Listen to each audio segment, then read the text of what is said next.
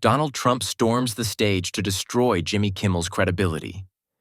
But in under 6 minutes, Jimmy Kimmel pulls out leaked documents, hits play on Trump's own voice admitting family secrets, and the entire studio watches a former president unravel live on air.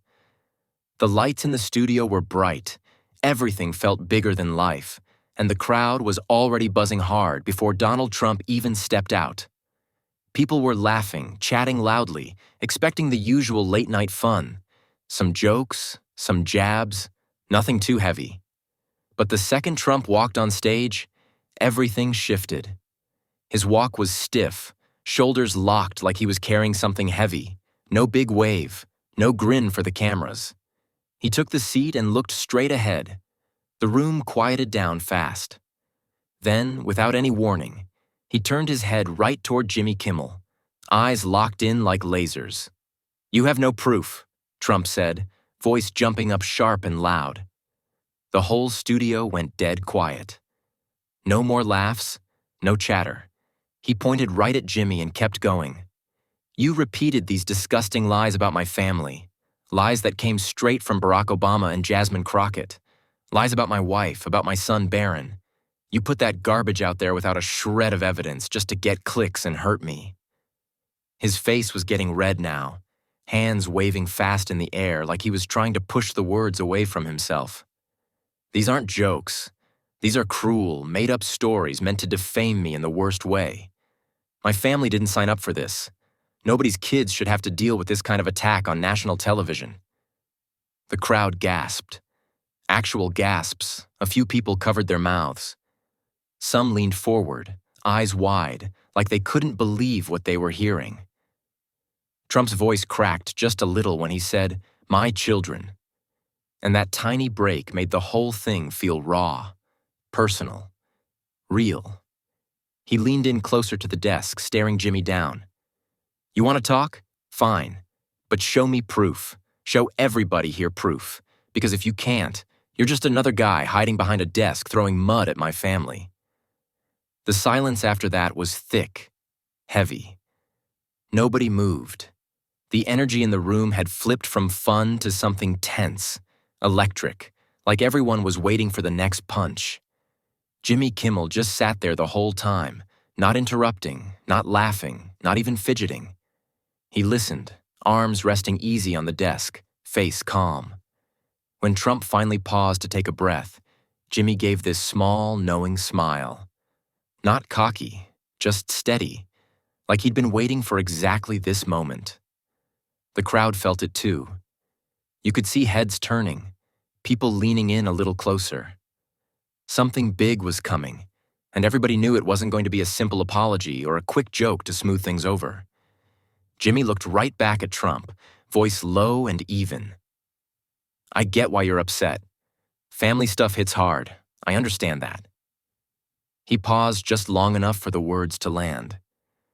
"But you came out here swinging first, so let's talk about what's actually been said. And what's actually out there." Jimmy stayed calm, like the storm wasn't even touching him. He leaned forward just a little, looked Trump straight in the eye, and dropped the bomb in the quietest voice possible. "I've seen the DNA test reports myself, Donald. They're out there, and they line up with exactly what people have been saying about Barron." The words hit the room like a slap. For a split second, everything froze. No speaking, no shifting in seats, nothing. Then it exploded. Gasps ripped through the crowd, followed by sharp claps from pockets of people who couldn't hold it in. Phones went up everywhere, recording, because nobody wanted to miss what came next. Trump's face went blank for a heartbeat, eyes wide, mouth half open, like someone had just yanked the rug out from under him on live TV. He snapped back fast, though. "This is fake, all of it, total setup," he shouted, voice booming so loud the speakers crackled. He jabbed a finger toward Jimmy. "You're making this up right now to embarrass me. You and your buddies cooked this whole thing up. It's disgusting." His hands were shaking a little, not from nerves exactly, but from pure fury trying to get out. Jimmy didn't flinch. He just nodded once, slow and steady, like he'd expected every word. I didn't start these claims, Donald. They were already out there, long before tonight. Obama mentioned pieces of it. Crockett brought up more. My job isn't to protect anybody in power. My job is to ask questions when something smells off. He paused, letting that sink in. You came out swinging about lies and defamation. So let's talk facts instead of feelings. The crowd was split right down the middle now. Half were nodding slowly, eyes locked on Jimmy like he was making perfect sense. The other half looked uncomfortable, shifting, whispering, not sure who to root for anymore. But you could feel the energy tilting. Jimmy's calm was starting to look stronger than Trump's yelling. Then Jimmy leaned in again, voice still low but carrying that extra edge. And since we're on the subject of proof, I've got someone who wants to say a few words. The big screen behind them flickered on. A video feed popped up, a middle-aged guy in a plain shirt sitting in what looked like a home office. The Chiron read, "Former Trump campaign aide, live from Virginia." The guy started talking right away, voice steady but serious.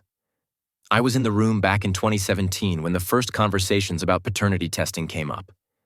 People close to the family were asking questions.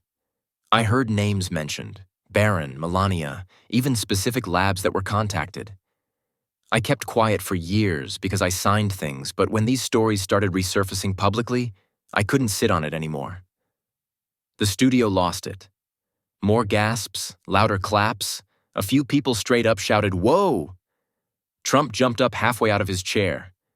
"This is a hoax, a complete hoax," he yelled over the noise, pointing at the screen like he could shut it off with his finger. "That guy's never worked for me, never. You're paying him, Jimmy. This is rigged."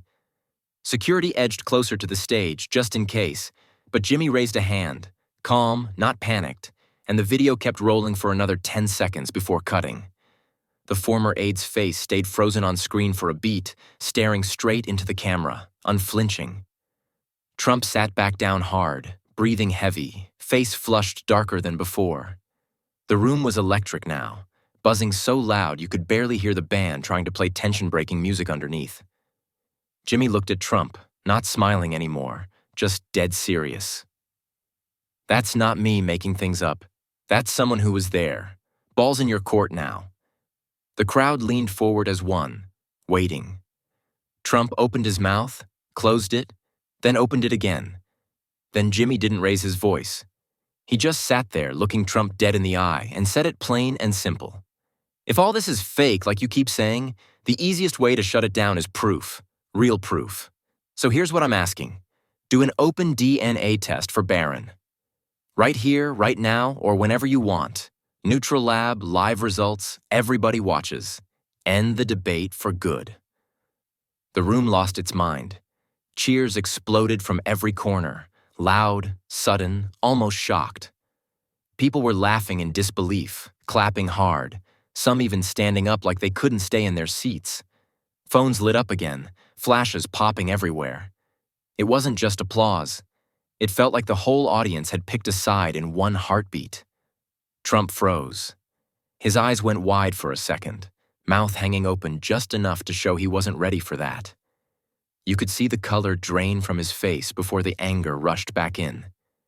He slammed his hand on the desk, hard enough that the mic picked up the thud. "You're breaking every agreement we had. You told me backstage we weren't going there. This is low, even for you." His voice cracked on the last word, frustration boiling over.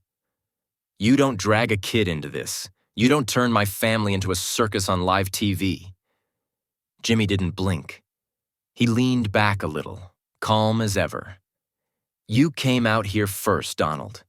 You attacked my credibility, called me a liar, dragged your family into it by name. You opened the door. Once it's open, you don't get to slam it shut halfway through." The crowd roared louder, straight-up cheers now, drowning out the few scattered boos. It wasn't subtle anymore. The energy was swinging hard toward Jimmy. Trump's face twisted. "This is unfair. This is invasion of privacy. Nobody's family should have to deal with this garbage." His words started tumbling over each other, fast and messy, like he was trying to throw everything at once to make it stick. You're playing dirty. You know it. Everybody knows it. Jimmy waited until Trump ran out of breath, then reached under the desk and pulled out a thin stack of printed pages. Official-looking documents, edges a little worn like they'd been passed around. He held them up so the cameras could catch them clear. These aren't made up. These are leaked reports, insider emails, lab correspondence, notes from people who were in the loop back when the questions first started. Let me read you one part. He flipped to a highlighted section and read out loud, slow and clear. Subject, Preliminary Paternity Inquiry RE, BT, samples collected March 2017. Results forwarded to legal team per instructions. Advised discretion due to sensitivity. He looked up at Trump. That's from one of your own people's email chain. Not Obama, not Crockett. Your circle. The studio went nuts again. Gasps, shouts, more cheers. Trump lunged forward and snatched the top page right out of Jimmy's hand. His face was pale now, almost gray under the lights, eyes darting over the text like he was hoping it would disappear if he stared hard enough. For a second, he just held it, breathing heavy. Then he crumpled it in his fist and tossed it aside, hard, letting it flutter to the floor between them. Security stepped in quick, two guys moving to the edge of the stage, hands up but not touching anybody yet. Trump stood halfway up, pointing at the paper on the ground. That's fake. Forged. You planted that. His voice was shaking, not just angry anymore, but rattled. The crowd was on their feet now, some chanting Jimmy's name, others yelling questions at Trump. Chaos rolled across the stage like a wave nobody could stop. Jimmy stayed seated, papers still in his hand, looking straight ahead. You can call it fake all you want, but that page you just threw, that's Exhibit A. And there's more where that came from. He set the stack down gently, like it weighed a ton. Your move. The tension was thick enough to choke on. Trump sat back down slow, chest heaving, staring at the crumpled paper like it had personally betrayed him. The audience wasn't letting up. Cheers crashing into boos. Trump wasn't done fighting. He doubled down hard, like backing off wasn't even an option. He leaned across the desk, pointing right at Jimmy's face. This is dirty tricks, pure dirty tricks. You're ambushing me with fake papers, fake witnesses, fake everything. You think you can corner me on live TV like this? You're not getting away with it. His voice was loud, but it cracked more now, less commanding, more desperate.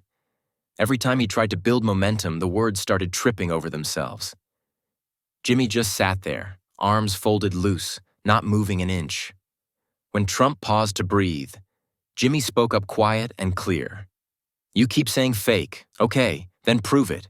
Show the proof that shuts all this down, because right now, calling it fake isn't the same as proving it's fake.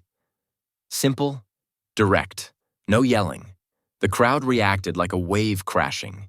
Huge roar of approval, cheers rolling over Trump's next attempt to talk. He opened his mouth again, but the sound got swallowed. People were on their feet, clapping, whistling, drowning him out. For the first time that night, Trump looked small in the chair. He tried one more push. I'm not playing your game. This ends now. But his hands were shaking visibly now, knuckles white on the edge of the desk. Then he went big. You know what? I'm suing you for defamation, right here, right now, on this show. I'm suing for every lie you've spread tonight. You'll see. My lawyers are already drafting it. He slammed his palm down again, but the thud got lost in the noise. His face was flushed, sweat shining under the lights. The vow hung there, dramatic, but it landed flat, like a threat that had already lost its teeth. Jimmy didn't miss a beat.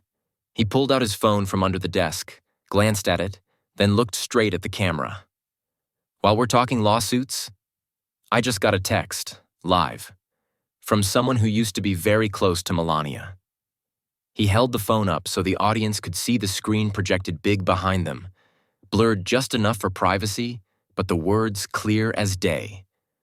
The message read, I was there when the initial tests were ordered and then buried. I'll testify under oath if it comes to court. No more hiding. MC. The studio went dead quiet for half a second, then exploded again. Gasps, shouts, more people jumping up. Trump's mouth snapped shut. He stared at the giant projection like it had slapped him. No quick comeback, no shout, just stunned silence. His eyes flicked from the screen to Jimmy, then back, like he was waiting for someone to yell, "Cut," and make it all disappear. The shaking in his hands got worse. For the first time, he didn't have words ready. The crowd wasn't waiting anymore. A guy in the front row stood up and yelled, "What about the lab reports, Donald? You gonna show us those?" Another voice from the side shouted, "Why not just do the test and prove it's fake?" More joined in. Questions flying fast, overlapping, turning the studio into a courtroom. Answer the man. Where's your proof? Do the swab right now. Jimmy raised both hands, calm as ever, like a referee. Hey, let's keep it civil, folks. But yeah, those are fair questions. He turned back to Trump. You hear them. They want answers. Not yelling, not lawsuits. Answers. The big screen behind him flipped to more of the leaked documents. Blown-up excerpts, redacted names, but clear dates and lab logos. Gasps rippled again, followed by sharp claps. Every new image hit like another punch. Trump tried to speak over the noise. This is a setup. They're all paid. But the crowd shouted him down louder. Security hovered closer, eyes scanning the aisles, but nobody was rushing the stage. It was just raw energy now, the audience turning the show into something bigger than late-night TV. Jimmy moderated it all without breaking a sweat, pointing to a new question here, nodding at a shout there, keeping the focus locked on Trump. Trump sat back, chest rising and falling fast, staring out at the sea of faces that weren't cheering for him anymore. The cheers for Jimmy kept building, steady and unstoppable, while Trump's voice got smaller in the storm. Jimmy wasn't letting the momentum slip. He leaned forward again, phone still in hand from the last text, and looked Trump square in the eyes. You want this to end? Let's end it for real. Right here, right now. We've got neutral experts on standby. Doctors from an independent lab who flew in this morning just in case things got serious. We swab Barron, or you authorize it, and we live stream the whole process. Results in hours. Broadcast live on every network. No edits, no spin. You say it's fake? Prove it tonight. What do you say? The studio detonated. Cheers hit like a wall of sound, louder than anything all night. People screaming, clapping, stomping feet. Some were laughing hysterically, others shaking their heads in pure shock. The energy was wild, unstoppable. Trump's whole body went rigid. He didn't answer right away. His eyes darted left, right, then locked on Jimmy. For the first time, real regret flashed across his face. Quick, but unmistakable. His mouth opened, closed, opened again. No words came out at first. He just sat there, breathing hard, while the crowd kept roaring. Finally, he forced it out. This is insane. You think I'm gonna let you turn my son into some reality TV stunt? This is a conspiracy. The media, the Democrats, all of you cooked this up to take me down. I'm not falling for it. His voice was trying to sound strong, but it wobbled at the edges. The deflection landed weak, and the audience smelled blood. They cheered even harder, drowning his words again. Jimmy raised a hand to quiet things just enough. Okay, no swab tonight if you won't, but let's hear one more thing before we move on. He nodded toward the control booth. The big screen flickered again. This time, no video feed, just audio. A grainy recording started playing, voice unmistakable. Trump's own voice from years back, low and private. Look, there are family secrets we don't talk about. Barron's situation. It's complicated. We handled it quietly. Let's keep it that way. A pause, then softer. The tests were done. We know what we know, but nobody needs to know. The room went berserk. Screams, gasps, people jumping out of seats. Phones were everywhere, recording the chaos. Trump shot up like he'd been electrocuted. "Turn that off, that's edited, that's fake." He lunged toward the side of the stage, straight at the control booth stairs, face twisted in rage. "Who put that on? Get it off now." Security moved fast. 3 guys stepped in front, arms out, blocking his path without grabbing him. "Sir, stay back," one said firmly. Trump stopped short, chest heaving, glaring at them like they were the enemy. The standoff lasted maybe 10 seconds, long enough for cameras to catch every angle, every bead of sweat on his forehead. The crowd was on fire, chanting, "Jimmy, Jimmy," mixed with shouts of, "Answer it." Trump backed up slowly, fists clenched, but he didn't try again. He dropped back into the chair hard, voice cracking wide open now. I shouldn't have come at you like that tonight. I regret starting this the way I did. It got out of hand." The admission hung there, raw and quiet. But then he shook his head, doubling down weakly. "But none of this changes the fact that it's all lies. All of it. You're ruining lives with this garbage." Jimmy just nodded once, slow and steady. "You came here to attack my credibility. You called me out. I answered with facts, witnesses, documents, recordings. That's not ruining lives. That's showing what's already out there." He paused, letting the words settle. Facts win when you let them speak, and tonight, they spoke loud. The applause crashed in like thunder. Standing ovation, people clapping so hard their hands turned red. It rolled over Trump's last words, swallowing them completely. He sat there, shoulders slumped a little, staring out at the sea of faces that had turned on him. The cheers kept going, wave after wave, while the lights stayed bright and the cameras kept rolling. Jimmy looked out at the roaring crowd, then back at Trump, who was still sitting there breathing heavy, hands flat on the desk like he was holding himself steady. The applause hadn't stopped. It just kept rolling, wave after wave. Jimmy raised one hand, quieting things just enough so his voice could cut through clean. "You started it," he said, slow and final, no smirk, no extra drama. "I'll end it." That was all. 4 words, but they landed like a gavel. The room erupted again, cheers crashing louder than ever, mixed now with a few sharp boos aimed at Trump. Trump stood up slow, shoulders tight, face blank like the fight had finally drained out of him. He didn't say another word. No last shot, no wave to the crowd, nothing. He just turned and walked off stage, steps heavy, confidence gone. The boos followed him out, but so did the cheers. For Jimmy, for the moment, for whatever just happened. Security flanked him the whole way, but nobody rushed. The damage was already done.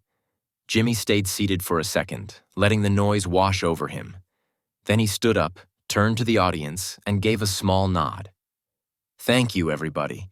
Thanks for being here tonight. Good night." The standing ovation hit like thunder. People were on their feet, clapping so hard their hands must have stung, some whistling, some shouting his name. Jimmy gave one last wave, short, humble, then the lights started to dim as the band kicked in with the outro music. But the energy didn't fade. It hung in the air, thick and electric, like the whole studio knew they'd just seen something that wouldn't be forgotten anytime soon. Cut to the aftermath. Phones were blowing up before the credits even rolled. Clips from the show were already everywhere. Trump lunging at the booth, the audio clip playing, Jimmy's calm, "You started it, I'll end it." Social media lit on fire. One of the witnesses, the former aide, posted a quick statement online. "More documents coming soon. I'm not backing down." The ex-confidant of Melania retweeted it with a single emoji. A raised fist. Leaks were promised, timelines teased, and people were already digging through old stories, connecting dots that felt bigger now. Trump's team fired off a hurried statement within the hour. Tonight was a disgraceful ambush filled with fabricated evidence and edited audio. President Trump will pursue all legal remedies. The American people see through this witch hunt. But it read rushed, defensive. No fire, no signature bravado. It got buried under the flood of reactions.